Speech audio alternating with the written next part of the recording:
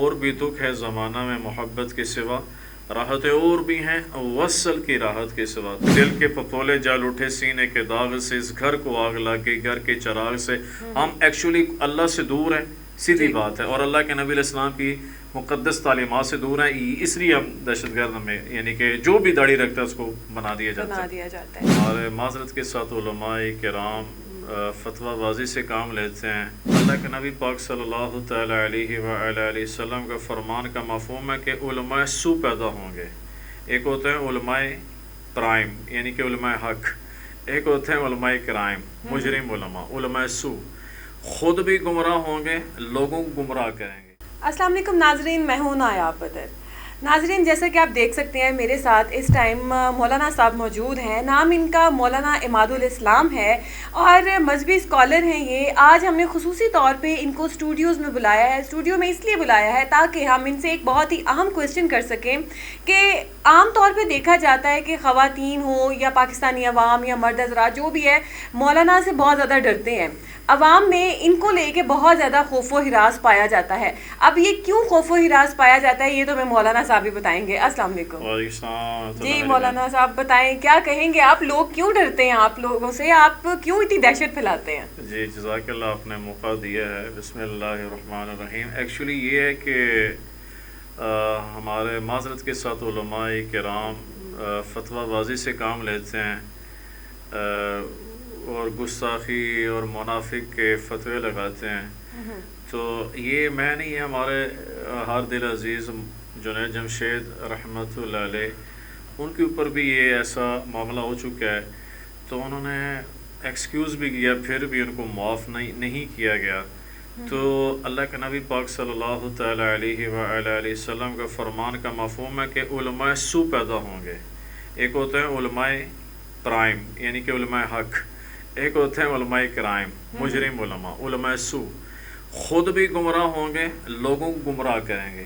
تو یہ جو آپ کا یہ سوال بڑا زبردست ہے کہ کیوں خوف زدہ ہم سے، اس لیے ہیں کہ ہم فتوے بازی سے اور شدت پسندی ہے، ٹالرنس تو ہے نہیں ہے، پیشنس تو ہے نہیں ہے۔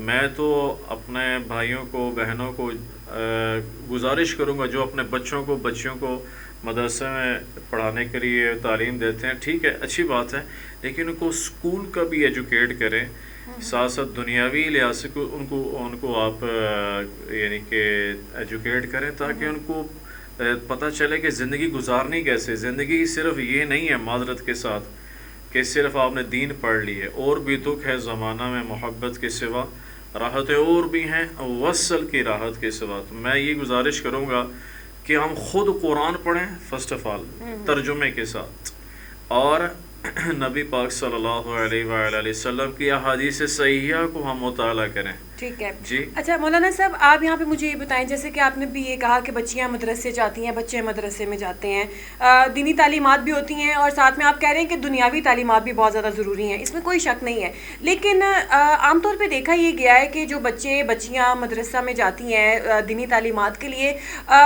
زیادہ تر اگر میں معذرت کے ساتھ، لیکن ان کو جنسی تشدد کا یا جنسی ہوس کا نشانہ بنایا جاتا ہے مولوی حضرات کی طرف سے، تو آپ اس کے بارے کیا کہیں گے؟ ہماری بچیاں تو وہاں پر بھی محفوظ نہیں ہیں۔ بہت ویلڈ کوشچن ہے یہ، کوشچن تو ہر میڈیا والوں کو کرنا چاہیے، آپ نے کیا ہے اور کرتے بھی ہیں کہ یعنی کہ استغفر اللہ، اللہ معاف کرے، یہ اس لیے ہے کہ علماء سو دنیا کے کتے ہیں۔ قرآن مجید فرقان حمید برہان رشید میں سورہ اعراف 175 آیت کا مفہوم ہے کہ یہ علماء سو جو ہیں علماء سو کی مانند ہیں، علماء سو یہ کتے کی مانند ہے۔ یہ اتنا سخت لفظ یوز کیا اللہ پاک نے، تو یہ اس لیے درندے بن جاتے ہیں کہ ان کو دین سے اللہ رسول کا کوئی خوف نہیں ہے، ان کو صرف اپنے مسلک اور اپنے فرقے کو آگے کنوے کرنے کا ان کے یعنی کہ جد و جہد ہے، اور آج تک سٹل ابھی تک یہی ہو رہا ہے کہ اپنے جو ہے مسلک کے فرقوں کے گولز کیپر بنے ہوئے ہیں، اور قرآن کا پتہ نہیں ہے، نبی علیہ السلام کی حدیث صحیح کا پتہ نہیں ہے، اس لیے تو آپس میں تصادم میں تقابل ہے۔ ہاں جی تو اچھا مولانا صاحب، یہاں پہ میں آپ سے یہ ضرور پوچھوں گی کہ جس طریقے سے آپ نے یہ کہا کہ یہ جیسے میں نے بھی آپ سے پہلا کویسچن کیا تھا اس کا آپ نے بریف کیا، لیکن کیا یہ کیسے پھر یہ مذہبی اسکالر بن جاتے ہیں؟ کیسے یہ مولوی مولانا کہلاتے ہیں جب انہوں نے پڑھا ہی کچھ نہیں ہوتا، انہیں پتہ ہی نہیں ہوتا کہ اسلام کیا کہتا ہے اور اسلام کی پابندیاں کیا ہیں، اسلام آپ کو کس سائڈ پہ لے کے جاتا ہے؟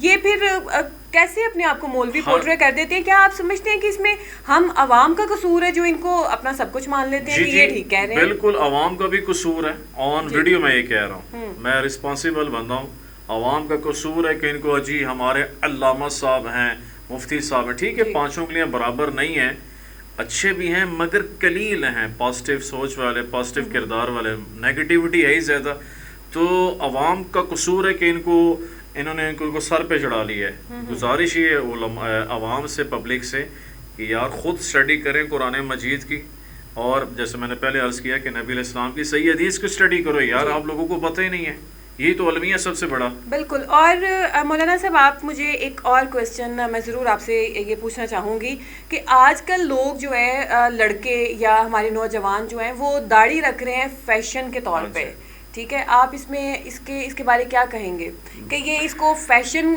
صحیح ہے، یہ جو فیشن کا نام دیا جاتا ہے، یا یہ سنت ہے، یہ سنت کو فیشن میں تبدیل کر رہے ہیں، یہ کس ڈگر پہ جا رہی ہے ہماری نسل؟ میں تو اس میں یہ کروں گا کہ مرد کو داڑھی واقعی رکھنی چاہیے، کیونکہ مرد کی یہ پہچان ہے کہ اس کی ہلکی شیو ہی ہو کہ داڑھی اس کو سوٹ کرتی ہے۔ ہاں یہ کہ فیشن کے طور پر جو یہ کٹنگ کرتے ہیں اور اسٹائل بناتے ہیں، جیسے میرے آپ چلے گئے کزنس وہ آؤٹ آف کنٹری، وہ ایسے بناتے تھے، ایسے بہت عجیب سی نا، تو وہ نہیں ہونا چاہیے۔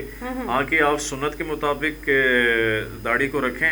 نہیں، آپ سنت کے مطابق داڑھی رکھیں وہ نہیں، سوال میرا یہ ہے کہ لوگ داڑھی اتنی لمبی ان کی داڑیاں ہوتی ہیں اور وہ کہتے ہیں فیشن ہے یہ۔ نہیں یہ تو کوئی فیشن نہیں ہے جی، یہ فیشن نہیں، یہ الٹا دہشت گردی والی سائڈ پر ہم لے کے جاتے ہیں، یہ ڈرانا دھمکانا، یہ چیز اسلام میں الاؤ ہی نہیں ہے۔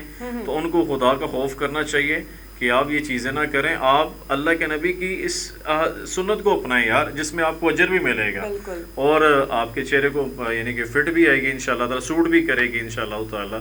تو یہ میرا میسج۔ اوکے، اچھا اب لاسٹ پہ آپ مجھے ایک آخری سوال ہے میرا آپ سے کہ جو داڑھی والے ہوتے ہیں یا جو دین سے زیادہ لگاؤ رکھتے ہیں ان کو دہشت گرد کیوں سمجھا جاتا ہے؟